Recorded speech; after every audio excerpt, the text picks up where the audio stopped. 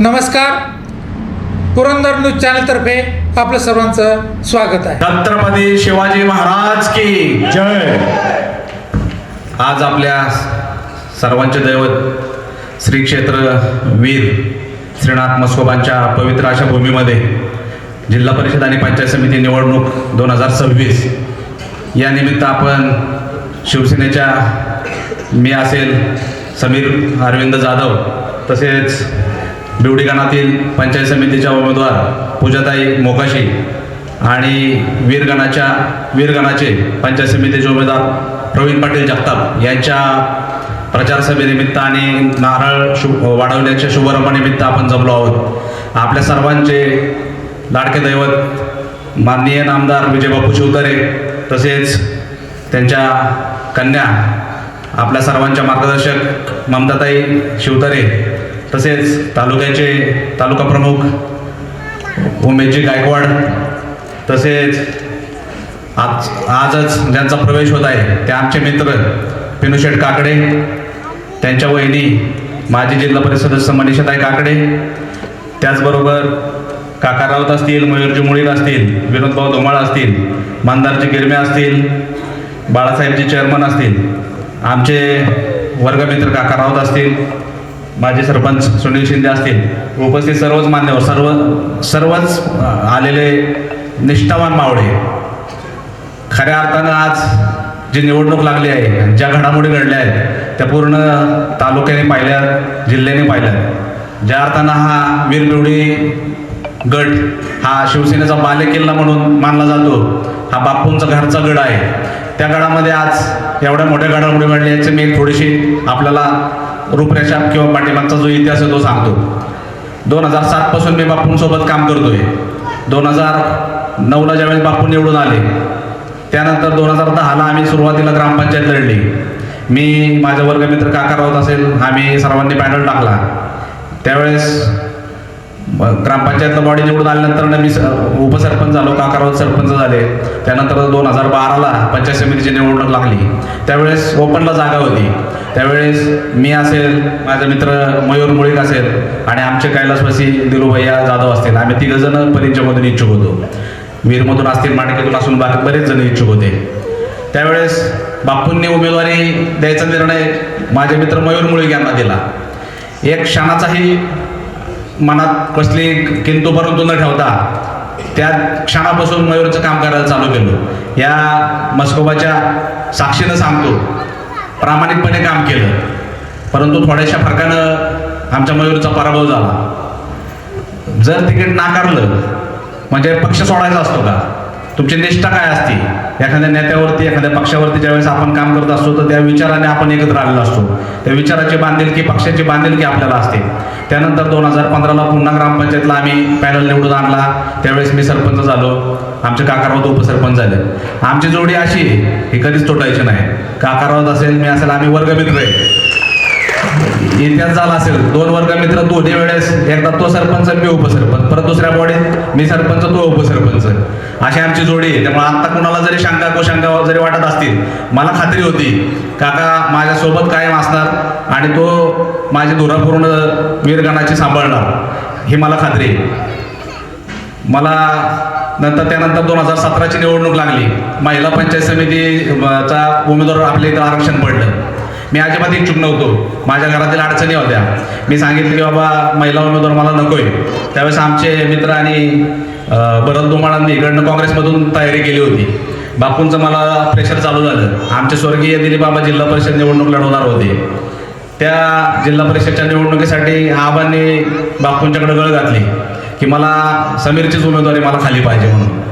मी नाही म्हणत होतो, घरचे पण नाही म्हणत होते. बापू म्हटले मला अर्चनाचा नंबर दे. अर्चनाचा नंबर दिला, अर्चनाला फोन केला, बापूंनी तिला तयार केलं आणि निवडणूक लढवायची ठरवली. तरी देखील माझ्या मनाची तयारी नव्हती. मी भरतअण्णाला जाऊन भेटलो. भरतअण्णा म्हटलं तू एवढी तयारी केली, तू 2 वर्ष झालं ह्या गाण्यामध्ये पूर्ण फिरतोय, भरपूर खर्च केलाय, तू एक काम कर की मला खरंच माझी इच्छा नाही आहे आणि बापू म्हणतात की तूच उमेदवारी घे. त्यांना वीर असेल, परिचय असेल, असा एकत्र उमेदवार करायचा होता. पण मी भरतअण्णाला म्हटलं तू एक काम कर, शिवसेनेत प्रवेश कर आणि इकडनं उमेदवारी तुला द्यायची जबाबदारी पण मी घेतो, मी स्वतः थांबतो आणि निवडून आणायची जबाबदारी पण मी घेतो. परंतु त्यावेळेस भरतअण्णांनी ऐकलं नाही. मला शेवटी उमेदवारी मी घेतली. पक्षासाठी लढायचं ठरवलं, कारण की जेव्हा पक्ष आदेश देईल तो पाळायचा ही आपली निष्ठा आहे. मग चांगल्या फरकाने आपण निवडून आलो. त्यानंतर थोड्या दिवसानं भरतअण्णांचा प्रवेश शिवसेनेमध्ये घेतला. बापूंनी दिली ती जबाबदारी आजपर्यंत मी पार पाडली. त्यानंतर आज निवडणुका लागल्यानंतर ज्यावेळेस जागा जिल्हा परिषदला ओपन पडली, सर्व कार्यकर्त्यांचा आग्रह झाला की 20 वर्षानंतर जागा ओपनला पडलेली आहे, माझा कुठला ओबीसीचा दाखला निघत नाही, त्यामुळं आपण सर्वांनी जिल्हा परिषदसाठी आपण मागणी करू असं सर्वांच्या इच्छेनं आम्ही बापूंच्याकडं इच्छा व्यक्त केली. बापू 20 वर्ष मी निष्ठेनं तुमच्या बरोबर काम करत आलेलो आहे. मी आजपर्यंत काय मागितलं नाही.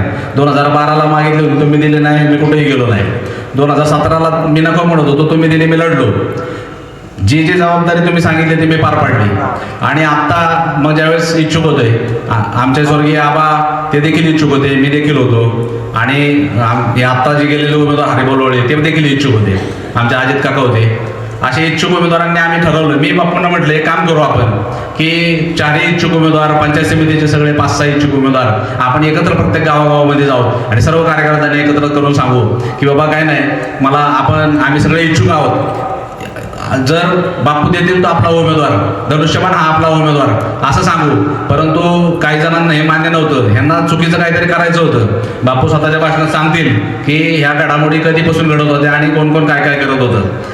आज ज्यावेळेस तिथं मी 15 दिवसापूर्वी हरिभाऊंच्या डायरेक्ट घरी गेलो. भाऊंना म्हटलं आपण कार्यकर्त्यांना पण अडचणीत नको आणायला आणि बापूंना पण अडचणीत नको आणायला, आपण एकत्र बसून ठरवू. मी ज्यावेळेस तुम्हाला उद्या भविष्यात ओबीसीचा दाखला तुमच्याकडे आहे किंवा तुम्हाला निवडणूक लढवायची म्हटलं तर तुम्ही पुढं सुद्धा निवडणूक लढवू शकता. मला आत्ता संधी आहे, तुम्ही माझ्यासाठी थांबा, तुम्ही पंचायत समिती लढा, परत सभापती व्हा किंवा अजून DPTC घ्या, असं काहीतरी आपण एकमेकात आपण चर्चा करू आणि ठरवू आणि बापूंच्याकडे जाऊ. परंतु ते म्हणले नाही, आपण लोकांच्यातून काय येतं असं निर्णय करू. आणि बापूंच्या पुढे जाणीवपूर्वक वाद तयार केला त्या दिवशी आणि लोकांना भडकवायचा प्रयत्न केला. पण आमचे मार्गदर्शक आणि मित्र उमेशजी पाटील यांनी तो डाव सगळा हाणून पाडला आणि लोकांना सगळ्यांना शांत केलं. आणि पुन्हा एकदा मग सगळ्यांना बसून मिटिंग झाली. मी तिथं देखील म्हटलं जर पक्षाला त्रास होत असेल तर मी थांबतो, उमेदवारी त्यांना देऊन टाका. माझी काही अशी म्हणजे जरी मी निवडणूक लढवायला इच्छुक असेल पण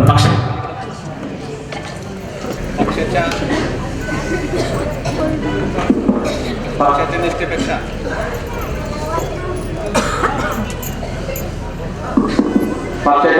दुसरं काहीच नाही, मी मागे घेतो असं बोललो. सगळं ठरलं आणि सगळं त्यांना सांगितलं तुम्ही पंचायत समिती लढा, समीर जिल्हा परिषद लढेल, इकडं प्रवीण पाटील पंचायत समिती लढतील. ती मीटिंग संपली. दुसऱ्या दिवशी फॉर्म भरायची तयारी झाली. मी 7 वाजता भाऊंना फोन केला की भाऊ कशी काय तयारी करायची. हा म्हटले मी चाललोय, माझे कागदपत्र काढलेत, माझ्या पुतणीला मी पंचायत समितीला उभं करतोय आणि तुम्ही तिकडनं या सगळ्यांना घेऊन मी लोकांना सांगतो. 7:30ला मला दुसरा फोन आला की बाबा ते भाजपमधून फॉर्म घेत आहेत. मी प्रवीण लोळेंना फोन केला, मस्कोबाच्या दारात सांगतो, यातली एक गोष्ट खरी नाही, खोटी नाही.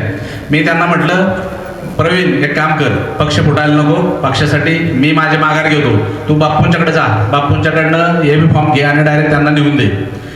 कारण की पक्ष फुटायला नको हीच फक्त एकमेव भावना होती. परंतु ते तोपर्यंत घरून निघून गेले होते आणि त्यांनी उमेदवारी तिकडनं घेतली. खऱ्या अर्थानं ज्यावेळेस बापूंनी माझ्यावर जबाबदारी टाकली, मी लढायचं ठरवलं. काही हो, हा स्वाभिमानी मावळा बापूंसाठी कधीच माघार घेणार नाही. आज मी सांगतो, आज मी समीर जाधव उमेदवार हा महत्वाचा नाही, हा बापूंचा स्वाभिमानी गड हा आपण राखलेला महत्वाचा आहे. आज गेलेला तो डोम कावळा आणि इथं राहिला तो निष्ठावान मावळा असं मी सांगतो. आणि निष्ठावान मावळ्याने, माझ्यासारख्या निष्ठावान मावळ्याला आपण भरघोस मताने मला विजयी करावं. त्याचसोबत माझ्यासोबत प्रवीण पाटील जगताप असतील, पूजाताई मोकाशी असतील, यांना देखील भरघोस मताने विजय करावं. विकास कामं करायचा अनुभव मला दांडगा आहे. मी 10 वर्ष ग्रामपंचायतीवरती काम केलंय, 5 वर्ष पंचायत समितीचं काम अर्चना आणि मी आम्ही दोघांनी काम पाहिलंय. त्यामुळं कसा निधी आणायचा, काय आणायचा मी भरपूर हे केलेलं आहे. आता ह्या इथं मागं ज्यावेळेस त्यांनी नारळ फोडला,